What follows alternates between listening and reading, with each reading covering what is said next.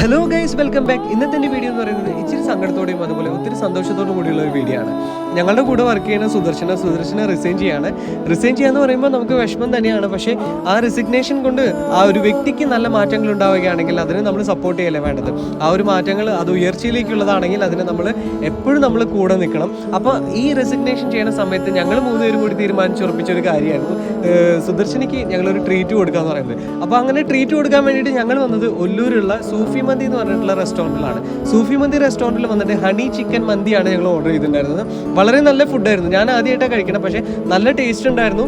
അതുപോലെ തന്നെ നമ്മൾ ട്രീറ്റ് ചെയ്യാൻ കൊണ്ടുവന്നിട്ടുള്ള ആൾക്കും അത് വളരെയധികം ഇഷ്ടപ്പെട്ടു. ഞങ്ങളെല്ലാവരും ആസ്വദിച്ചിട്ടാണ് കഴിച്ചത്.